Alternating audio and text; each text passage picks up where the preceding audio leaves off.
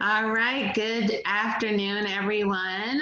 Welcome to Let's Talk Business, where we discuss business and different industries and just having very honest and candid conversations about what fuels us, challenges that we face, and how we're helping to make a difference within the entrepreneurial world and just the world in general. So, I have a phenomenal educated. I honestly, I love looking at your posts on Facebook, but Oh, Adanna nice. Austin, and after she agreed, I was like, all of a sudden I started seeing her in our Facebook group, and I was like, this is gonna be a great interview. So please make sure anyone like that's watching this that you take notes, get ready, Mm-hmm. caption, follow her, and connect. You don't want to miss Thank out. you. So thank you so very much for being on this chat today. And no problem. And I would love for you to share. So, also, the cool thing is that she's not here in the US. She's in the wonderful country of, Trinidad and Tobago. yes, which is awesome. I'm excited because business right now in 2020, it's opened up so that it doesn't only have to be people in our city and state, it's actually Yes, makes it even more prevalent that you can impact the world. exactly. Exactly. Yeah, we're not tied into one location anymore, you know what I mean? The Yeah. world is our oyster. 100%. So I would love for you to share a little bit about what do you do in your Okay. business? Well, I'm Adanna Austin. I am from the beautiful Twin Island Republic of Trinidad and Tobago in the Caribbean. And I am a business coach and consultant.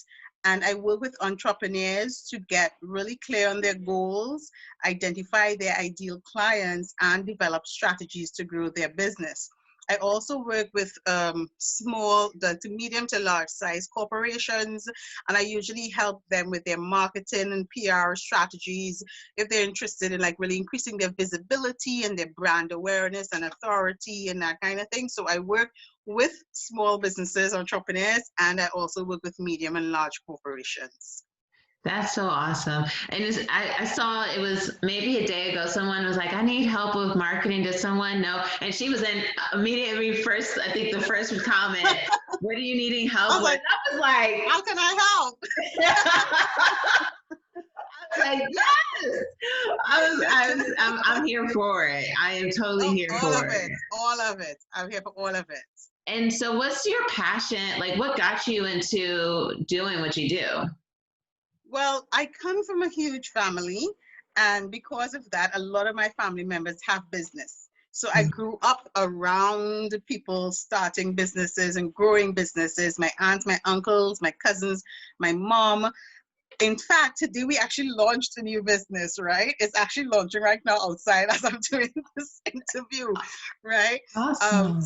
I've grown up doing this thing, and so my passion is really starting businesses and helping people to scale their businesses so they have that financial freedom. They can leave a legacy for their families and stuff like that. So I'm really, really passionate about that and just helping others reach to that level. Fantastic. So, how long have you been personally like helping people as an Well, entrepreneur? I was always doing it, Okay. but I officially registered my business, Marketing Dynamics Business Solutions, in 2011. Hmm. Yeah. And at that time I wasn't coaching. I was just doing marketing and PR for medium and large corporations. And then in 2015 is when I made the decision to become a coach, right? Because I realized my clients were asking different types of questions and they wanted support in a different way. And I wasn't sure exactly how. So I did my research and I came across coaching. And so I went and I got my certification, and then I started to offer coaching in 2015. And since then, it just like, yeah. That's fantastic. And one of the things I love personally hearing is when people have had businesses before starting coaching, because I do Yes. feel that there's this I can coach because people ask me No, questions, but I've never had a no. business. You need to have some form of experience because my mom and I, we have a flower shop, and Mhm. our flower shop is like 19 years old. Wow. right? So we have experience in the ups and the downs, the do's, the don'ts, the heartache, the crying, the Yeah. whole shebang, all the emotions that go along with owning a business. We had to downsize, we had to shift staff in, we had, so many different things. So my background and my experience really puts me in a unique position Mhm. to, foresee certain things and to just help entrepreneurs not make some of the mistakes that we made because Mhm. we did not know. Yeah. So they won't lose money and time and resources and stuff like that. Yeah. And that's phenomenal because one of the things that I usually even say to people when they're looking for coaches, like understand the type of experience that this person has had and Yes. understanding if it's a good mix for what you're doing. Because, like, if someone was starting a flower shop or let's say a brick and mortar, like service based business, and someone never Yes. has had coached anyone or even worked in that type It, of business. it's different. It is different. It is totally, because I always tell people, it's great when you go to university and you do like your degrees, your business degrees and whatever, but they don't teach you the hands-on, the day-to-day stuff. They teach you the theory, and the day-to-day stuff is so different from what you learn in the books, Yeah, right? for And sure. because I always look for coaches because I have coaches as well, but I always look for coaches who have kind of walked ahead of me and who have Mhm. experienced the things that I've experienced, because they would know firsthand, like, okay, don't go left, go right, go up instead of going down, Yeah. that kind of thing. So I look for my own coaches, people with a specific set of skill sets, Yeah. So I think when people are looking for a coach, they have to keep those things in mind and don't just go to any and everybody. Yes, for sure. And I Mhm. like that you say like you have a coach. Like I think like even therapists have therapists. Like everyone needs Yes. someone that can coach them through Oh, it. yes. Oh yes, you need a coach, because I have coaches, I have mentors, I have certain people that I follow for particular things, and I built relationships with them so that they can guide me. Mhm. I do certain courses every single year because I think even as a coach, it's important for me to continue to educate myself because things are always changing, and there's always more for you to know and for you to learn and for you to master. So I invest a lot in my own education, Mhm. and my own betterment. So that's why you have to have a coach. You got to find a mentor. You gotta take the classes. You don't know everything. That's just life. Yeah, and like continuously learning because Yeah. like I mean, even if it's just like social media marketing, I feel like Yes. that updates like every couple of months. So you can't Every Monday morning. Every Monday morning, it's exactly. a new thing. Yeah, So yeah, yeah. and so it's like you can't just like look at a YouTube video from like 5 years ago No, and be like, those no. functions don't So, even work so anymore. I tackle those two things. Like, I will continue learning, but I've also learned over the years to hire people Mhm. who can deal with certain things. So I always call it, like, I know what my zone of genius is. My zone of genius is my one-on-one coaching, my content creation, creating the marketing strategies and stuff. What is not my zone of genius is graphics, web development, web development, like editing videos and all those are not, so I'm not going to fool myself and try to do all of those things. So I Yeah. hire people who do those things really, really, and who love those things. Yeah. Let them see about that so that I can focus on my zone of genius. You know what I'm Yeah. saying? It really helps. Yeah, it does. It really makes a huge difference. And so, like, going from having your own business to then coaching, what were some of the challenges that you may have faced with making that transition? I think one of the main challenges I had to face was understanding what people wanted, because I was so accustomed, like, going into a business and just taking over the marketing. I will do everything, right? And I had a team then as well, and we would just do everything. But with the coaching, it was more of me guiding people. You know Mm, what I mean? And one of the big things that I had to work on as well when I started to coach people was my own mindset around it. Because at the time in 2015, that wasn't really something that people were talking about. You know what I mm, mean? And my first coach, he spent so much time on my mindset at the beginning. I was like, what is this? What is this you're doing? You're wasting my time. I just want to do this thing.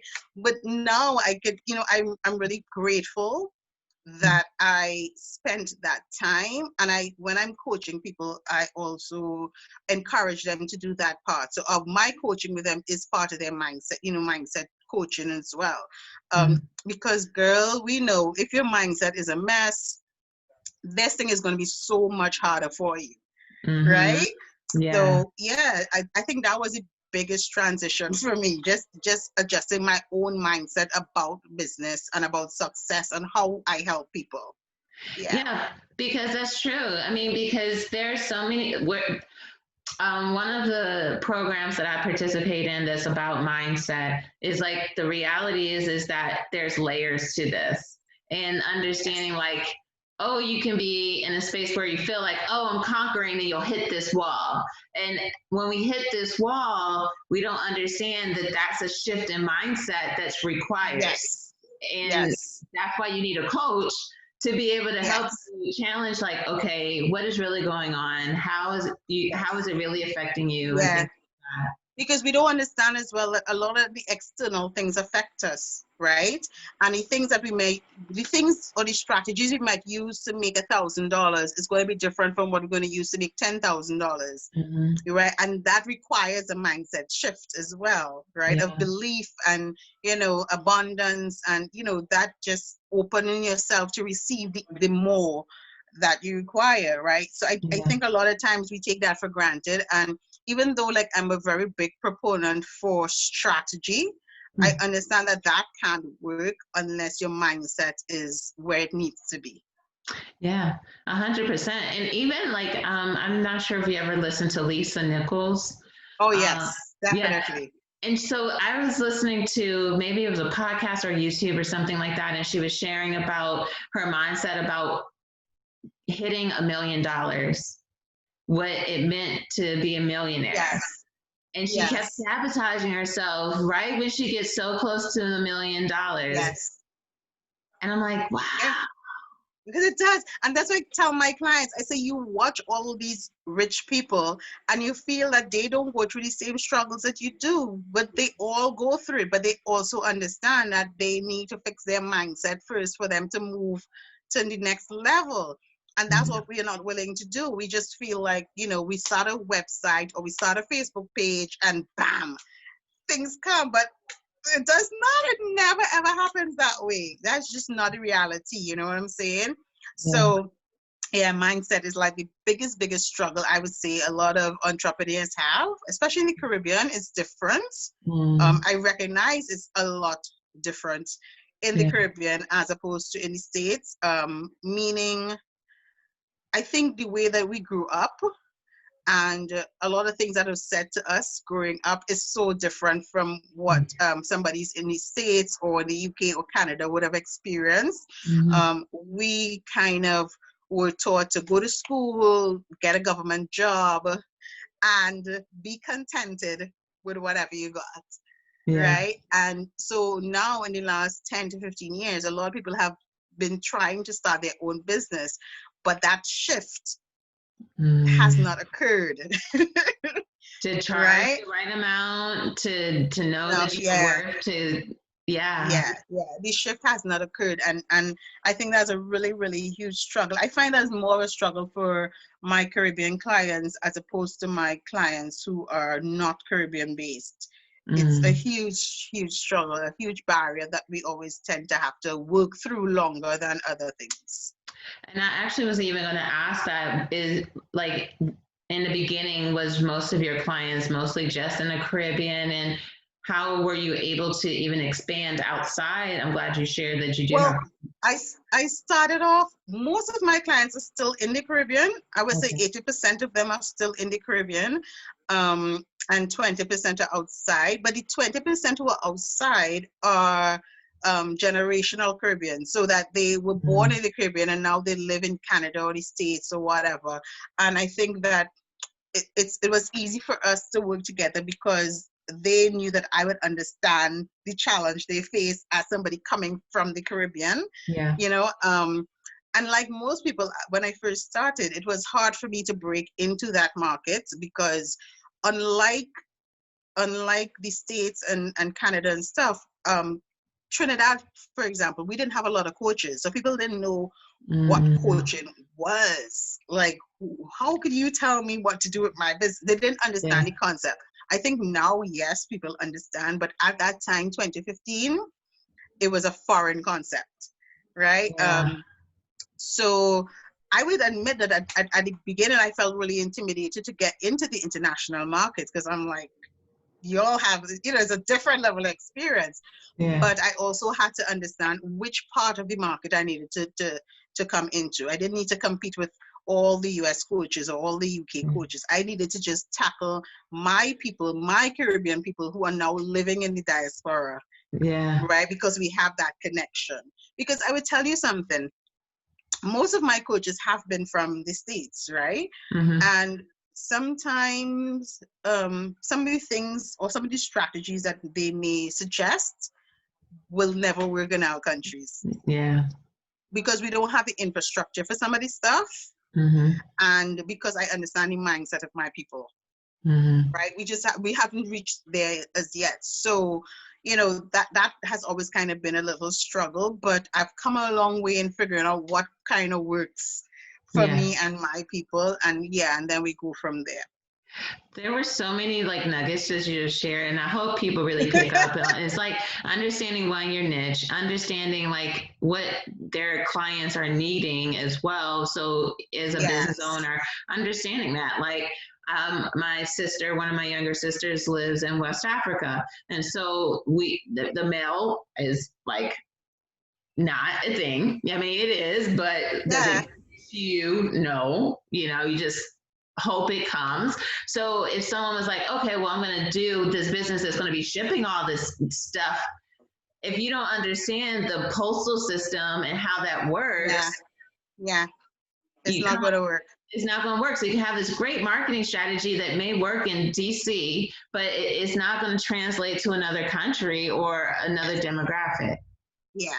And that's why I say to people, it's not a one size fits all. If a coach ever comes and tells you it's a one size fits all, they are feeding you bull, Yeah. because your market, you have to niche down. You have to really know your niche. You need to understand what they're thinking, what they're feeling, the emotions attached to the challenges that they have, even their Mm-hmm. culture.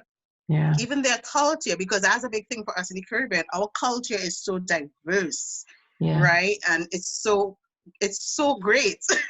Yeah. But there are certain things in our culture that that we're just not ready to do as yet, and Mm-hmm. that's okay. We will reach there, but you have to understand that to support somebody in this region. Yeah. And one of the things I also like when you were saying that because you had to pretty much gain their trust as Yes. being a coach in that area. So, like for anyone that is listening, if you're in a field where a lot of people don't know about what you do, it doesn't mean that it's not possible. It's just really No, just you have to. gain Yeah, trust. my first year, I spent a lot of time doing videos, a lot of videos. I did a lot of, webinars and that kind of thing. I started my group. I remember when I wanted to start my group, my coach at the time, he was like, "Why are you starting a group?" Because groups weren't a thing. But I Mm, wanted a space where I can speak to my ideal people in a safe space where they could ask questions and not feel ridicule by putting things on net. You know how the internet could yeah. be pretty vicious, Yeah. right? But I wanted a safe space for them to come and ask questions, share whatever challenges they had. We could celebrate together. And in doing that and showing up in that space, my group, which is called Dynamic Business Strategists, I was able to gain a lot of trust Mm, from a lot of people, from a lot of entrepreneurs who are now starting out, who were in business, but just, need extra support. yeah. And I mean, my group is not huge, and I'm really glad for that. It's like, a little over 4,000 people, like Yeah. 4,500. And I like that size so that I can support them. And I would say, like, again, 80% of them are based in the Caribbean, Yeah. and the other 20% are Caribbean-based people, Caribbean-based entrepreneurs around the world. When you say the amount of people in your group, I had I don't want to take up a lot of your interview, but I had a aha light bulb moment this morning because I was watching one of my favorite YouTubers that does business tips and stuff for social media and things like that and building a community. And I was like, I know this girl has a great business and has a lot of customers. And I looked at the amount of people that are on her social media platforms via YouTube, Instagram, and it's not a ton. And I was like, because the reality is that it's not about having 20,000 followers, because the reality is that you can have all these followers, but if they're not actual customers. Yes, exactly. It's not about equality. It's not about the quantity. It's about the quality of the people, Yeah. right? And I always tell people, I remove people from my group every day. I remove people. I don't let certain people into my group. So it's not a free for all. It's not a every and anybody. I'm looking for a particular type of entrepreneur to be in my group because I want my group to be very engaging, Yeah. right? I want it to be a nice, safe space so Yeah. that, yeah, I remove people. If you break a rule, if I realize you're being a bully, if I realize you're not really contributing in a positive way, I remove you because it's not about getting 10,000 people and 20,000 people for me. For me, it's about serving the right people, you Yeah. know?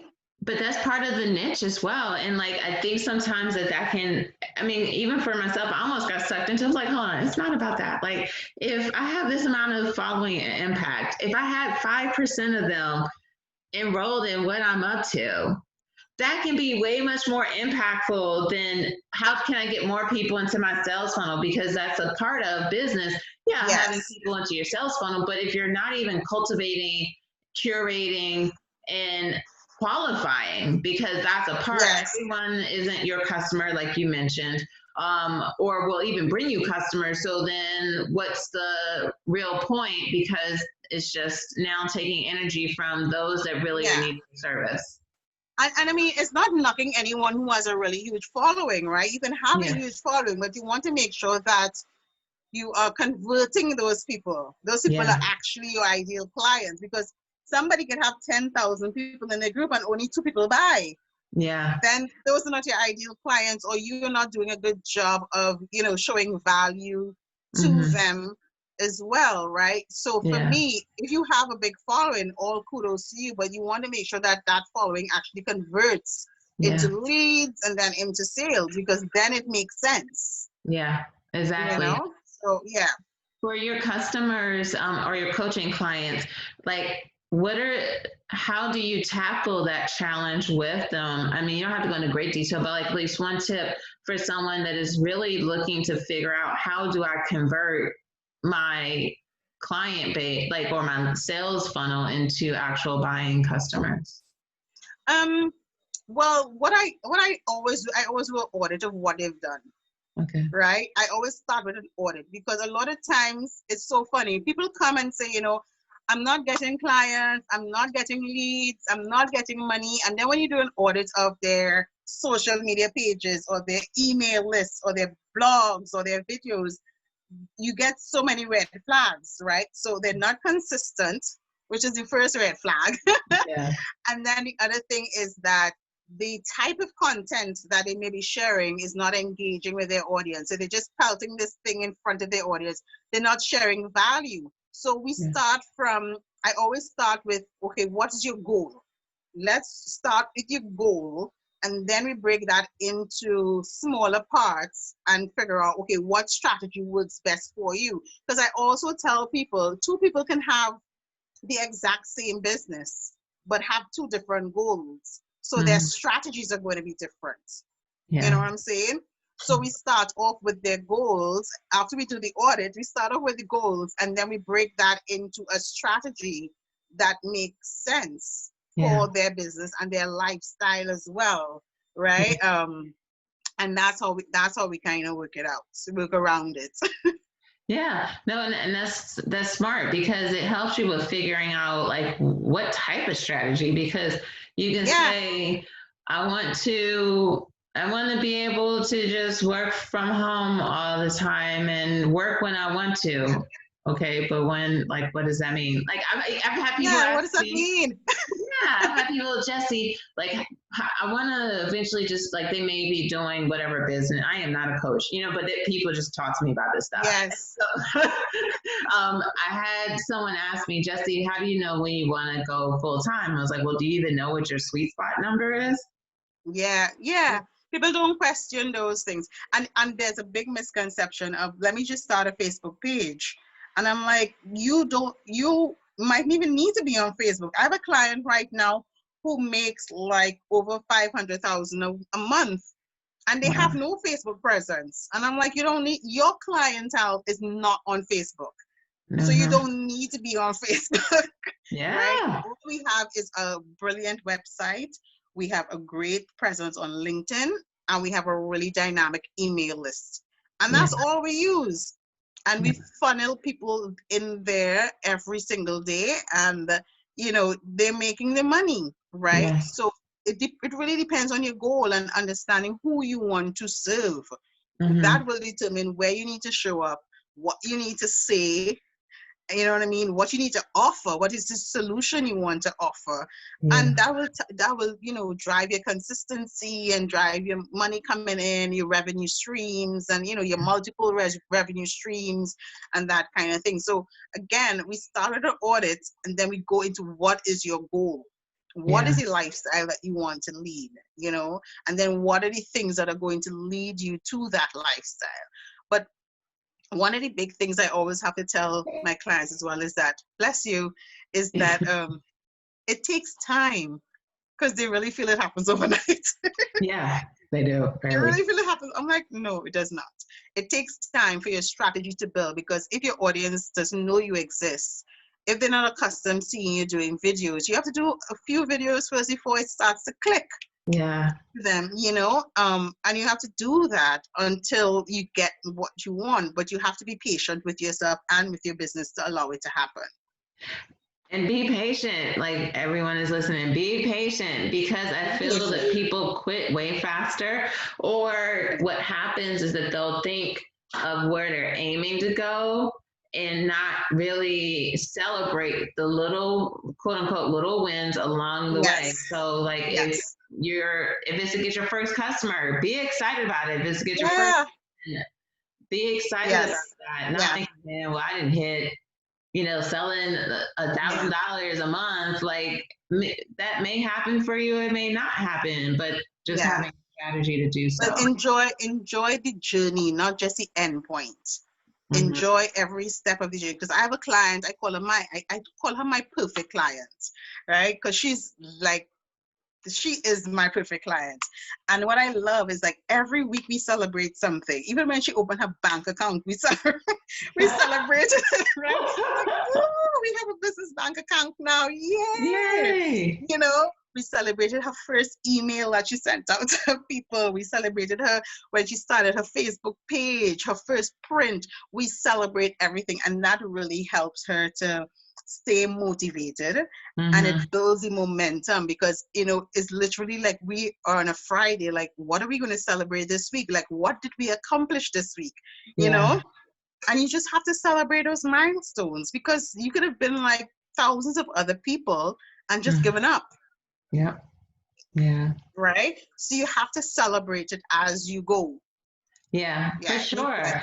Because they mm-hmm. say that the goals that we set to accomplish in 30 days compared to the goals that we set to accomplish in, like, several years, like, we almost set these crazy goals to accomplish in 30 days, and then we Yeah. set realistically super simple goals for long term. We're like, okay, I'm gonna do 6 figures a month and da da da da, and then in 5 years, I hope to hit 500,000. Like, like,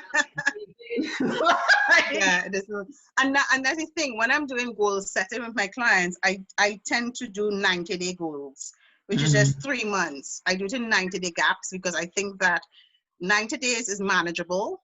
Mm-hmm. It's easier to digest. Yeah. And if you just say 90 days, 12 weeks, then it's more to celebrate, and you can visualize it. You know what I Yeah. mean? You can visualize me moving from here to here in 90 days. And when these 90 days are over, we're going to move from here to here. Yeah. You know what I mean? So I like to do those 90-day goals as opposed to what's your 5-year plan, or what's going Yeah. to happen in 12, what's going to happen in a year. No, because that puts so much more pressure on you. Mm-hmm. And you will get frustrated. You will get frustrated, you know. So even with my corporate clients, I tell them, no, we're going to work together with my contracts. We're going to work together for 6 to 12 months, because a lot of times you're not going to see the results immediately. You know, Mm-hmm. we have to put the things in place. We have to put all the back end stuff in place. We have to test it out. We have to increase your brand awareness, and those things take time. Mm-hmm. You know, so having those like 90-day goals, I think makes a lot more sense for entrepreneurs, so that they can reach those goals, celebrate those goals, and then move on to the next level. And I think it's so valuable that you even say that for people to work work with you for that time period, because it's true. Because like when I'll say about the 90-day goal, because then that way you can set up tangible actions to do either every Yes, day and stuff that's yes, realistic. And then after 90 days, you can actually adjust and see like, okay, maybe I should not do this, or we should do more of this to start heading towards a and direction. at the end of 90 days, you can also measure your results. Yeah. Because if I've been doing this for 8 weeks, for example, I could now say, okay, this worked or this didn't work, or my audience really loved this or they didn't love that. You know what I mean? So Yeah. it's measurable. So when you move on to the next 90 days, you know how to twist, you know how to turn, you know what to adjust to Yeah. continue momentum. Because the second set of 90 days doesn't mean it's brand new strategy. You bring it over some of the things you did in the first 90 days, you Yeah. know, into the second 90 days. So it's a continuation. Yeah, and I love that. Like, and you know what's so perfect about it is that we're actually having this conversation at the end of a third quarter. So Yep. anyone that watches this, you can really take this on and sit down and think, Yes. how are you going to end 2020 strong? You know, Yes. and it's perfect. And I hope a lot of businesses and entrepreneurs really sit down and think to themselves, like, how can I truly be able to set myself up powerfully? Whatever happened the last 9 months, it is what it is. If it was great or bad, you know, like not necessarily the best, like it is what it is, but you can It still is what it is. Yeah, definitely. you're strong. That's so awesome. Definitely. So, question for you: Has with COVID, I guess, how have you seen some of your clients be affected? Because you are in a different, you know, you said 80% of your clientele are there. So, like, Yes. how Yeah. has it affected it? It has affected people in various ways. Different industries, though. Some industries were not too severely affected, but some of them obviously were. Like when everything started in March, most of my clients had to, and this is my big clients as well as my smaller clients, they all had the same reaction. They paused, which was Mhm. fine because we didn't know what was going to happen, right? Yeah. So everybody kind of paused. And then in April, you know, I started to have conversations with them and say, okay, let's just imagine this is what our life is going to be for the next year, Mhm. right? How do we pivot? How do we change? You know, what do we need to do now? So this is where our strategy had to change, Yeah. right? Which is why it was good to just do 90-day goals and not a whole year, you know? Yeah. So our strategies had to change, our emails going out to our audience had to change, our videos had to shift. So yeah, a lot of them were affected. A lot of them had to start to think about digital products because they Yeah. weren't doing any of that. A lot of them are doing a lot more face-to-face networking and stuff. So how to do more webinars and Zoom calls and stuff Yeah. like that, because it just was not part of their strategy before. Yeah. So it was about them deciding how to pivot and how to, you know, just make this work, because we're going to be here for a while, right? And so a Yes. lot of them, I think like in the first 3 months may have had a great impact where they stopped kind of bringing in money, but Yeah. now they're at a stage where they understand, okay, this is how I'm going to serve my clients now. Yeah. So Yeah. they have been able to get back on their feet and start back to serve their audience, you know? So Yeah. it was a great learning curve for all of us. I can say Yeah. that for sure. Because it really was, even for myself, I do an event, because that's my company. I do event planning for apartment complexes. Yes. And so, like, for us, it's not even about government interfaces. Like, most people don't realize that corporations, we got to think about liabilities and Yes. how we responsible and what can get us sued and like that. Yeah. Yeah. Yeah. Definitely. Because one of my clients, she does events as well. She does a lot of weddings and stuff. So we pivoted into doing like micro weddings. But we had to spend time educating people about what that's going to look like. Yeah. Right, and the value of it as well, and not just like, well, I'm going to save money, but still having that intimate feeling, and doing the wedding via Zoom and Yeah. things like that, right? And my bigger corporate clients, just doing they normally have like yearly summits and stuff, Yeah. doing those summits virtually and having virtual booths and stuff like that, so that they can still serve their audience and still make a living and Yeah. still grow their business. So it was, yeah, great pivot for a lot of people. Yeah, and this is where it is important to even have a coach. Because I do have a coach as well, and we're just like, okay. I mean, we're just like, okay, the industry is going to be the industry right now, because Yeah, the yeah, realtor, like, property managers, their hands are tied because they can't kick people out, and you have these brand new yeah. buildings, people living in them. It is So what it is. it is what it is. It's going to be cash flow. Yeah. He's like, so what do we do? And I think even like how you mentioned, like, just realizing like how you can still service people, or just being present to the change. Because for me, I just had to be like, okay, I thought I had diversity within my No. product, and I was like, hold on, everything was still face to face though. So I had different flavors of face to face. That's it. Yes. Yes. Yeah. You had to learn to pivot. One of the biggest things I had to tell my clients when everything happened was, don't ghost your clients, because that was the first knee-jerk reaction. I have nothing to say. I'm like, don't ghost them, because yeah, people might not be spending in that like first 3 weeks. People were like, okay, I'm not spending money because I don't know. But Yeah. you have to keep talking to them. You have to let them know, I understand what you're going through. I understand this is a change in life. How can I help? How can I serve you still? What do you need? You know what I mean? So Yeah. that was a hard thing for a lot of my clients, because they're like, I don't know, what do I say to people? I'm like, tell them how you feeling, because we're Yeah. all going through this together. Nobody's in this thing alone. At So just all. have those conversations. Don't disappear on them.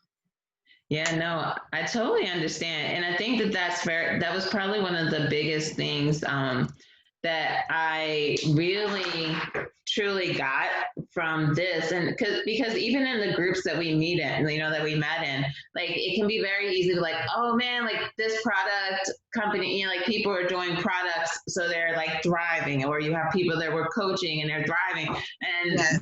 like people like myself, they're service people, like, well, what are we gonna do? Like, Yeah. but I think Innovation. but then that's the evolution. And the thing about even this year, what I've learned is that, as uncomfortable as it might have made us to shift, that shift would not have happened if this didn't occur. And if you really Yes. took the time to lean into it and grow, now you Yes. have something, you can possibly have something that was way better than what you originally were going to do if you allowed it Agree. to grow. Totally agree. Because a lot of people would not have made the shift at all. I had, it's so funny, because of COVID, I got a few more corporate clients. Wow. Yeah, because they didn't see the need of being digital. They didn't see the importance of that part of a strategy until this happened. Right. Yeah. And they're like, oh my God, we need help. And these are people I've been talking to for like months. And they're like, no, we're not interested in that. Mm-mm. And when this happened, now they're like, oh my God, we need a digital strategy. We need to see about our brand awareness. Our website is crap. Our social media is crap. Our Yeah. messaging is, because they were focused on one thing all the time. And I kept telling them that you can focus on the two things, because they work together. Yeah. Your online and your offline presence, right? But they always feel like, no, I just need to do this and that's it. I'm like, no, you can get more leverage if you Yeah. put the two together and let them, work for you, Mhm. Yeah, so It's funny because there's some restaurants that I started to patron like when we got locked down, and I'm like, this is the most active you've been on your Instagram.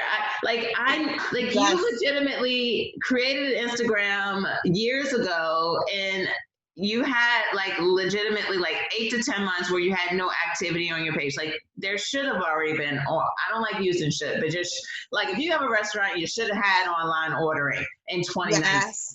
Definitely in Yes. 2020. It Yes. shouldn't take Agreed. a pandemic for that to even occur.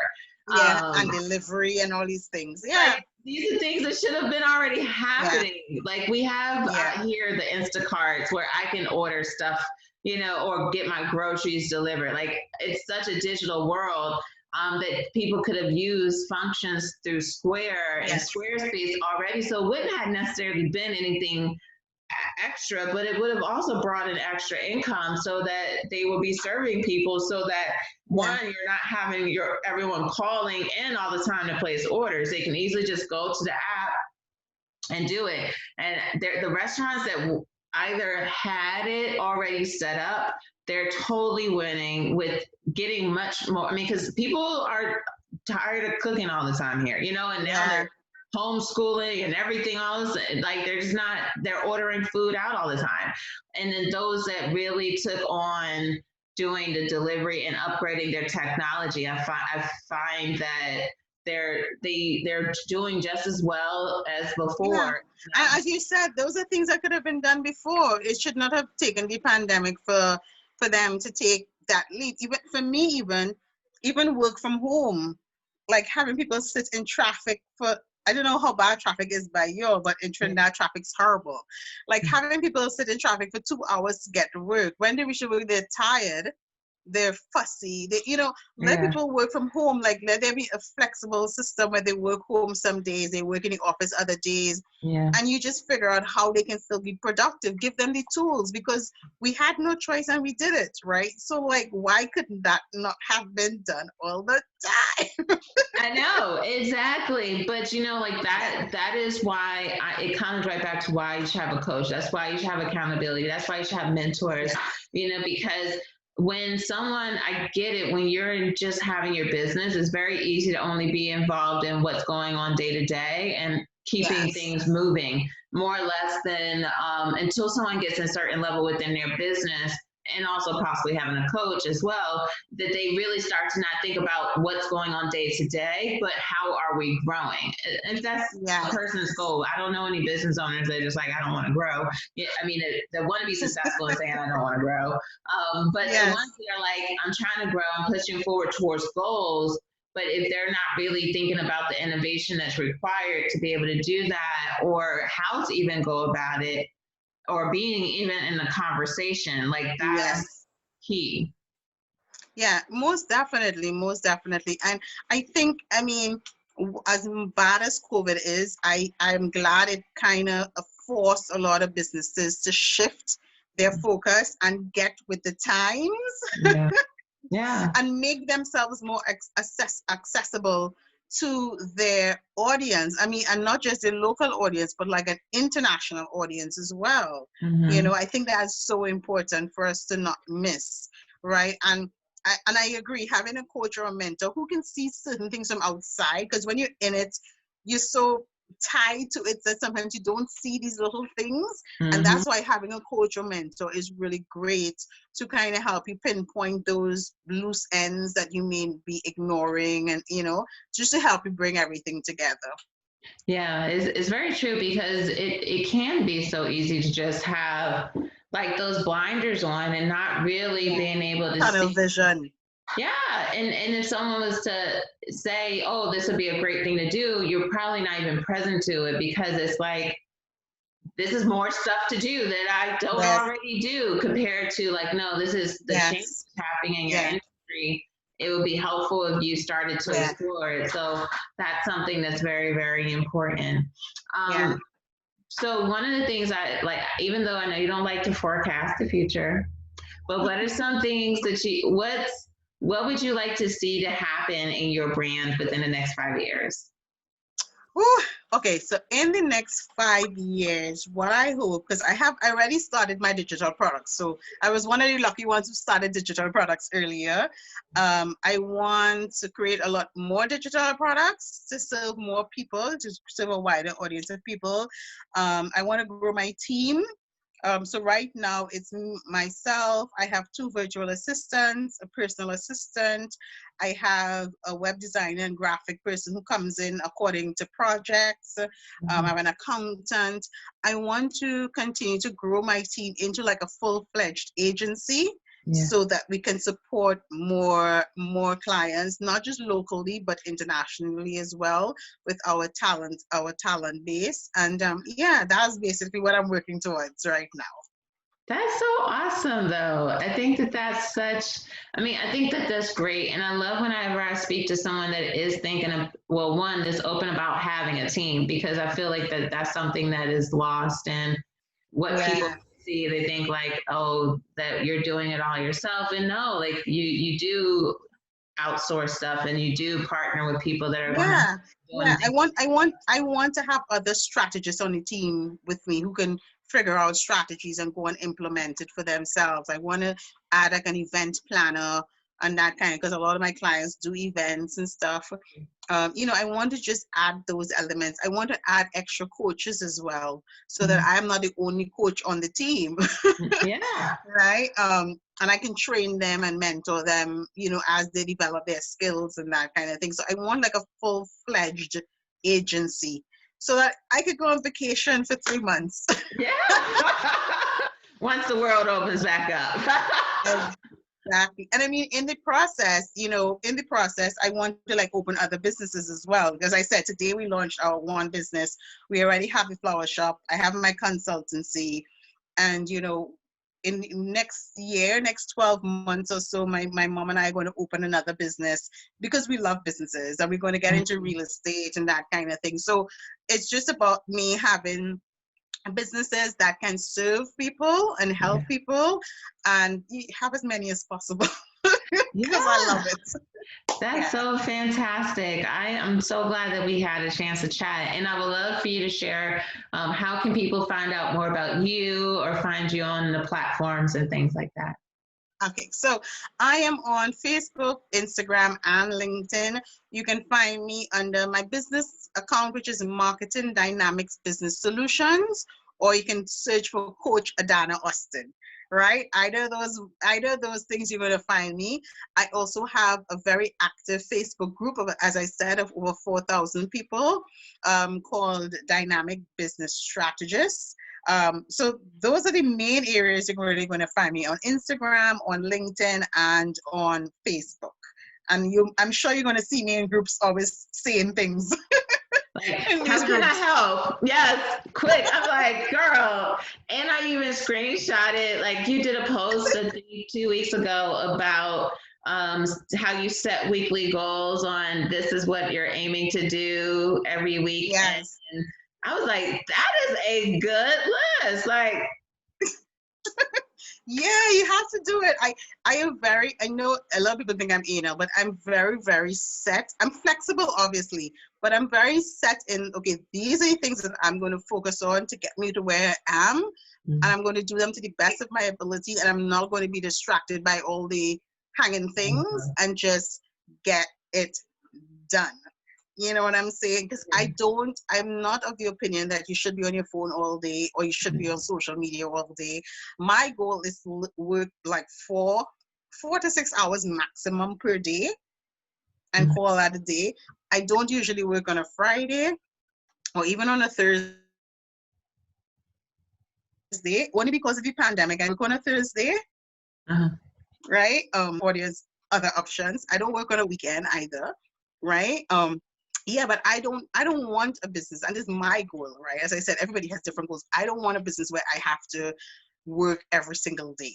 Like, yeah. that's not, I will show up every day, yes, but I don't want to be on calls with clients every single day of my life. That is not a life to me. No, it's not. That is not a life.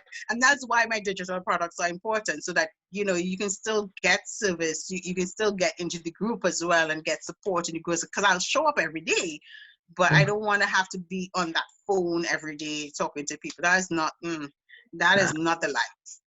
Nah. See, anyone is watching this and you're like, man, I need to not work on the weekends, have Fridays off, and then not have to do. Because remember, I have other businesses as well, right? So yeah, I have to like dedicate time to them, and then I have to sleep. But honestly, like I think by even you sharing that, it helps open up somebody's mind that is even a possibility, because I don't think that people even understand that you get to set the perimeters and structure of your business. And I boundaries. Yeah, boundaries are key. Like I keep my phone on silent. I don't have email on my phone. There's certain things that people are like, what? Yes. Like, how don't you? I'm like, no, like I am not subscribing to you can reach me any time of the day and you can destroy my whole schedule. If you can reach me any time of the day, my clients who can reach me anytime, any day, literally pay a lot of money to be able to reach me anytime and any day, pay for that service. Yeah. If you're not paying for that service, then you're not going to get it. I'm sorry. I'll answer you when I get to you. It's not going to happen.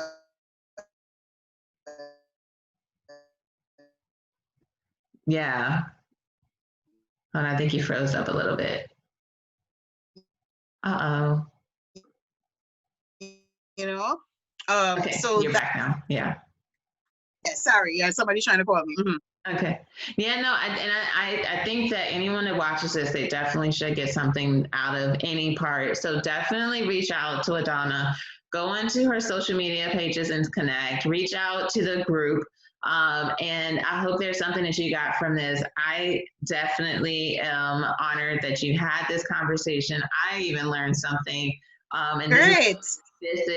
This happens. Like that's why it's called Let's Talk Business, because people need to hear different perspectives, different strategies, not just from one point of view, because we're all in business in different stages and can really learn. So thank you so very much. And it was my pleasure. It was my pleasure. You're welcome. Awesome.